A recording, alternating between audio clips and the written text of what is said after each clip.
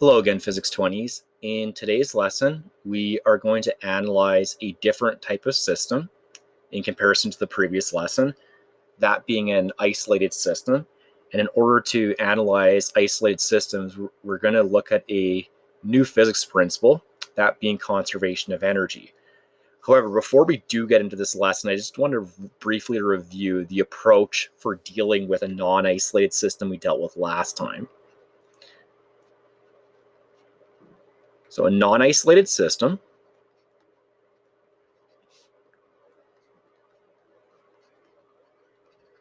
is a system where you have non-conservative forces.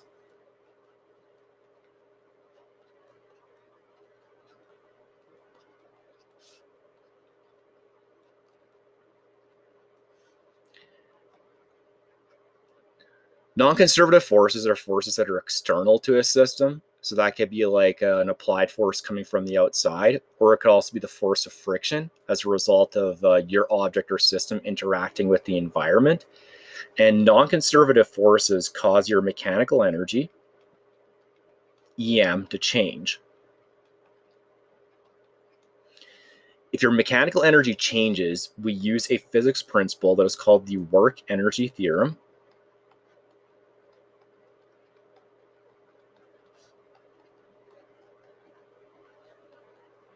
To solve. The work energy theorem in its most basic form tells me that the work done by external non-conservative forces change the mechanical energy of a system. I like to expand it a bit further as a starting point. So I like to say the work done by an external applied force is equal to the change in kinetic energy of an object plus a change in potential energy of an object plus the change in thermal energy of the object. That's an equation provided on the additional formula sheet, and also this term, delta ET, which is your change in thermal energy. Your change in thermal energy is both calculated and a result of the force of friction acting on your object over a distance. For today, our learning outcomes are going to be to determine quantitatively the relationships among the kinetic, gravitational potential, and total mechanical energies of a mass at any point between maximum potential energy and maximum kinetic energy, and to analyze kinematics and dynamics problems that relate to the conservation of mechanical energy in an isolated system. So again, the key thing here is we're dealing with an isolated system. And this just means that we're going to look at problems we could have solved with a combination of kinematics and dynamics, although we're going to use a different approach.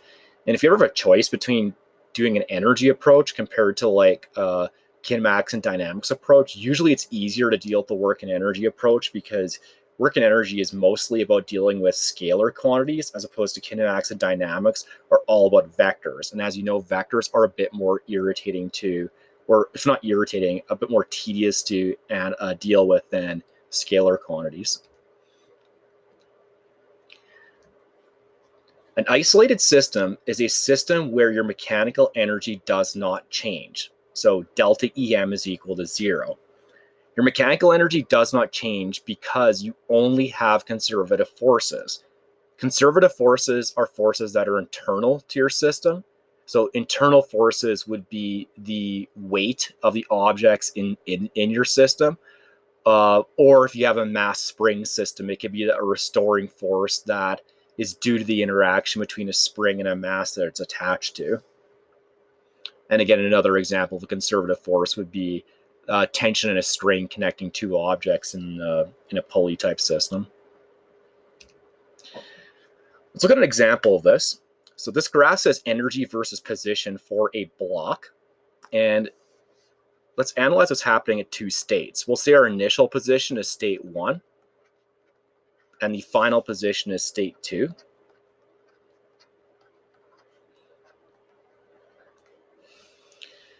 So in this graph, red is kinetic energy, blue is potential energy, and then purple is mechanical energy. So at state 1, I have no kinetic energy and I have all potential energy. State 2, I have no potential energy, all kinetic. So what could be a description of a scenario that matches this graph? Well, you could take a block and you could just release it from rest in the air. So at state 1, it has all height, therefore all potential energy. If it releases it from rest, it's not moving, so it has no kinetic energy. As you drop it, its height goes down. So the instant before you get the ground, there's no potential energy. And then because it's a free-falling object and it's accelerating, your kinetic energy is going to go up. Now, as long as this system is frictionless, this is important, because if it was not frictionless, the mechanical energy would change. Then no matter where you are in the system, whether state 1, state 2, or some in-between state, if you take the red line and the blue one, kinetic and potential, and you add them up, that's your mechanical energy. And in an isolated system, the sum of potential and kinetic energy at any point or state in the system is going to be the same. It's a constant. To solve problems dealing with isolated systems, we apply the physics principle that is called conservation of energy. And this physics principle is on your data sheet. I believe it's numbered, I want to say 5, but it could be 4. It's one of those two. We're going to be more specific, though. We're mainly interested in mechanical energy right now. So conservation of mechanical energy tells me that within an isolated system, energy may be transmitted from one object to another, or it can be transformed. Just like in the example, the graph on the previous slide, there was a conversion from potential to kinetic energy. However, at the end of the day, your mechanical energy is going to be constant between all different states you look at. EM is a constant, hence conservation of mechanical energy. We can derive this physics principle by starting with our work energy theorem. So our work energy theorem tells us that work done by non-conservative forces, so again, your non-conservative forces could be friction or it could be an external applied force, are going to cause my mechanical energy to change. But here's the thing. In an isolated system, you don't have any non-conservative forces. There is no friction and there is no external applied force. Therefore, the work done by non-conservative forces is 0 because you have no external applied forces. So FA would be 0 and you have no force of friction. So that would turn the equation into the left-hand side, it becomes 0, and you'd have 0 is equal to delta EM, which tells you your change in mechanical energy is 0 in an isolated system. I'm going to expand this and go to a slightly different format of the equation that I like to start my problem solving with. So a delta quantity is always a final minus an initial state. So state 2, we're going to say, is our final state, and state 1 is the initial one. So we'd have 0 is equal to EM2 minus EM1. I'm then going to take the EM1 term and move it over to the other side of the equation. And if you do that, you would have EM1 is equal to EM2. So your mechanical energy at state 1 is your mechanical energy at state 2, which is just, it's telling you that mechanical energy is being conserved if it's equal at all different points or states. Okay, so let's do a few problems to implement this physics principle. Okay, so it says a box is dropped from a height of 20 meters above the ground. Calculate the speed of the box at a position 10 meters above the ground. Okay, I'll draw a picture. This isn't something you need to do. I'll just draw it anyways. Okay, so we'll say this is the ground. And in one of these problems, you should identify what you want the reference axis to be. The reference axis is going to be a point where your height is going to be measured from. So if you're on the reference axis, your height would be 0. We'll just make it the ground here. Okay, so it says I drop a box from a height of 20 meters. So we'll say this is state 1.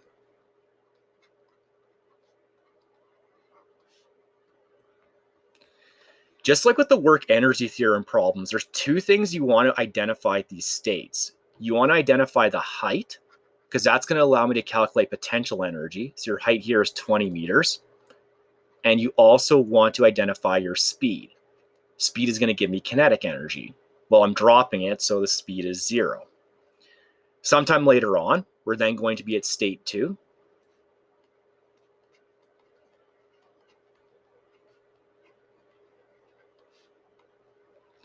So state 2, we're going to be at a height of 10 meters above the ground. And we want to figure out what the speed is. So V2. I should point out, by the way, that you could use a 1D kinematics equation to deal with this. You could just use like VF squared equals VI squared plus 2AD to solve it. However, I want to show you how this is done from a conservation of energy perspective. All right, so let's start with the principle for conservation of energy. And my starting point is always to state that the mechanical energy at state 1 is the mechanical energy at state 2. What's mechanical energy equal to? Mechanical energy is the sum of my kinetic energy. So EM1 would be the kinetic energy at state 1 plus potential energy at state 1. And that would be equal to my kinetic energy at state 2 plus the potential energy at state 2. I'm going to see if I can get rid of any terms at this point. Well, if you look back at your states, and by the way, this is something you should do. I mean, you don't need to draw a picture, but you should at least clarify which states you're looking at and then identify the height and speed of both of them. So H1, you do have potential energy at state 1, but V1 is 0. Therefore, we can get rid of EK1 because there is no speed at state 1. That's the only term we can get rid of if we approach it from this perspective. And now we can expand. So gravitational potential energy is mgh. However, we need to be more specific. Height at what state? State 1. And that'd be equal to 1/2 m v2 all squared. Plus, that's kinetic energy, 1/2 mv squared, and then gravitational potential energy at 2 be mgh2. Now, if you look at the equation, we can simplify this. You'll notice that the question did not give mass. If you divide both sides of the equation by m, well, there's a common mass in every term. Therefore, we can just cancel them all out. We can only do this because the mass is in every single term of the equation. Okay, let's try to clean this up a little bit. So we have GH1 is equal to V2 squared over 2 plus GH2. We want to solve for V2, so let's get the GH2 term over to the other side. So I then have GH1 minus GH2 would be equal to V2 squared over 2. We can do a little bit of factoring on this side. So we can pull out G, and we'd have H1 minus H2. And then we can get an equation for V2. So V2 would be 2G difference in those heights, H1 minus H2, and then take the square root. Let's plug the numbers in. This will be 2 times 9.81 meters per second squared, multiplied by height 1, which is 20 meters, multiplied by height 2, which is 10 meters, and then take the square root of that. And then we're going to 2 significant digits, and that should give me a speed of 14 meters per second. And you could double check this, by the way, using that equation, VF squared equals VI squared plus 2AD. It would give you the exact same number. Second example, we have a roller coaster. So I have a 100 kilogram roller coaster moving at a speed of 1.80 meters per second at point A. And it tells me the track is frictionless. Determine the mechanical energies at points A, B, C, and D relative to the ground, and the speed at point D. Okay, so it is directly telling me that I have to use the ground as the reference point.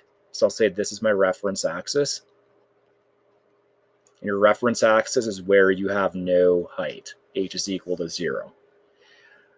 Now the picture's already drawn for me, so I'm just going to draw my states directly on the picture. So I'd have state A.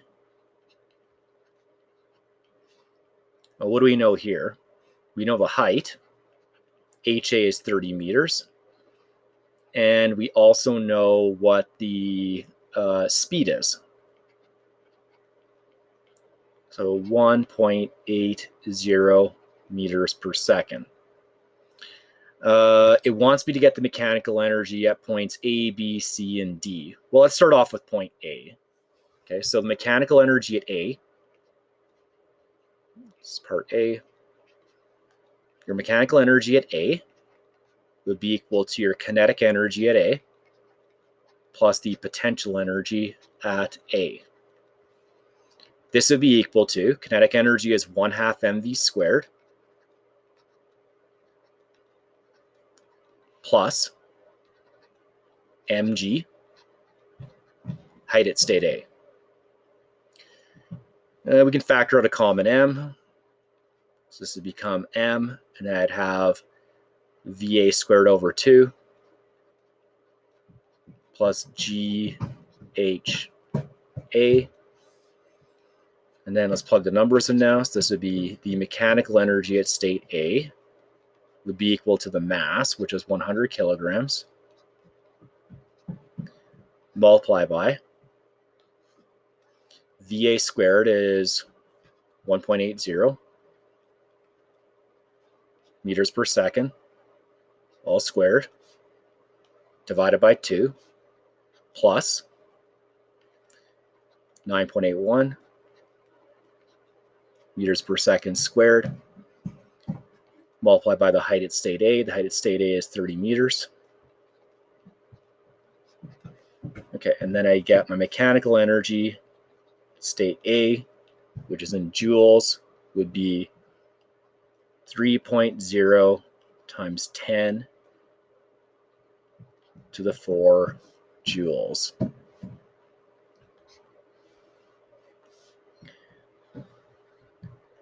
Now, for a moment, it seems like, okay, well, how do I figure out the mechanical energy at B, C, and D? I don't know what the speed is at those different states.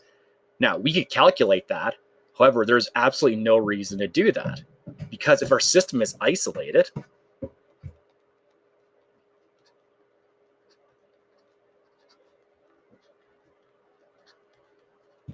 what do we know about isolated systems?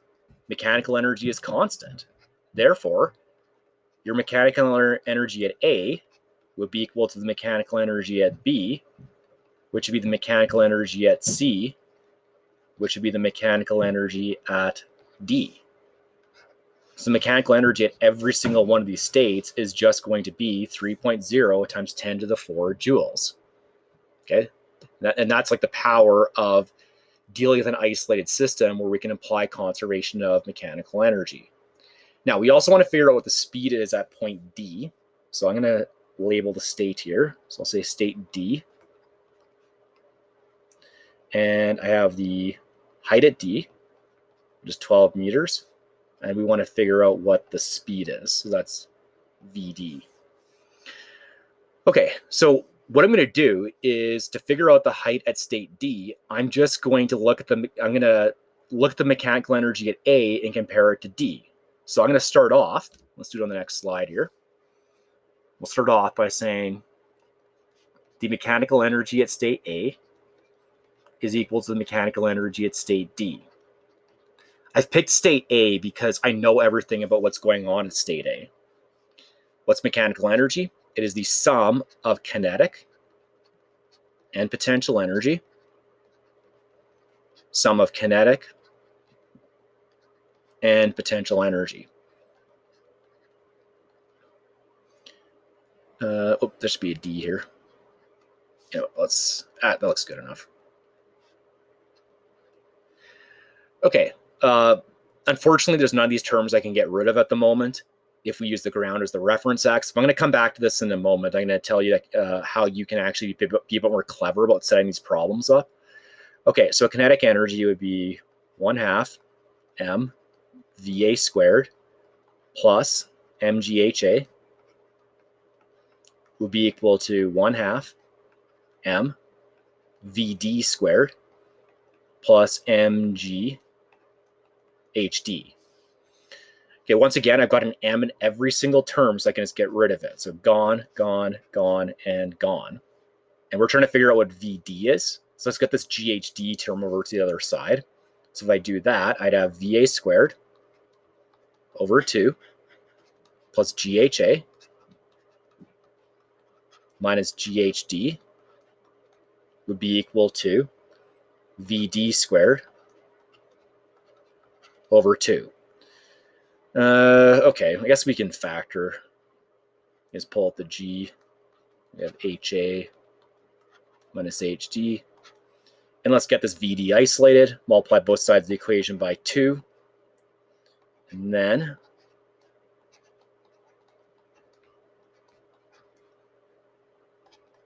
take the square root. So we have G and HA minus HD. And we're going to square root this whole thing. If you wanted to, you could multiply the 2 in if you really wanted to simplify the equation. So then it would look like VD would be equal to, well, 2 times a half is just 1. So that'd just be VA squared plus 2G HA minus HD. Take the square root. Okay, plug the numbers in. The speed at state A was, let's go back. What was it again? 1.80. 1.80 meters per second all squared. Oh, don't need to divide by 2 because I actually multiplied that 2 in there. And then let's add 2 times 9.81 meters per second squared times HA, which is 30 meters, HD, which is over here, 12 meters. And if we have our states set up, we can easily identify that information. And then square root this, and then I would get VD should be, now by the way, if we even do this calculation, like you should know like a range of where this value should be.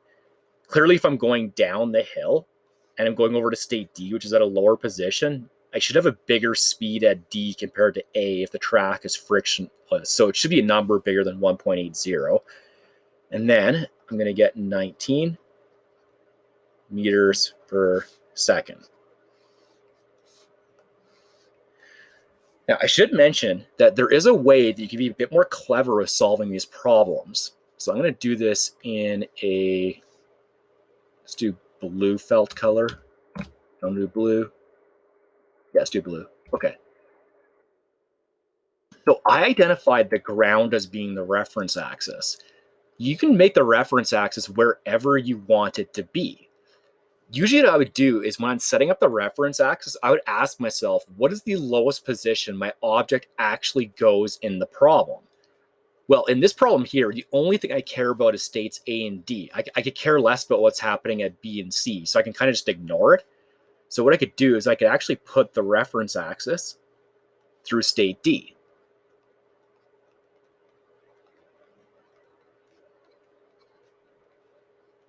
What would this do? Well, this would change the height at state A. So if state D is 12 meters off the ground and state A is 30, then you'd go 30 minus 12, which would give you 18 meters. And let's see what would happen if we change this in our calculations. Okay, so if we go back to EMA equals EMD, well, the potential energy at state D would now be 0 because you're on the reference axis. So that term's now gone. The EPD, so is the GHD, so is the HD. The HD is gone. Okay, this is gone. This is gone. Okay, look at this right here. Before I do this simplification, 30 minus 12 would just be 18. But if you replace it so it's just HA now, well, HA is just 18 meters. So either way, you get the same answer. You still get 19 meters per second. Now, you can't really do that for part A because part A does directly tell you you have to make the ground the reference axis. So if you're told to make the reference axis relative to the ground, then you have no choice, okay? Because it wants you to calculate the mechanical energy from that perspective. But we could also do it for example 1. So what's the lowest point the object goes in example 1? Well, it's state 2. So we could actually put the reference axis here.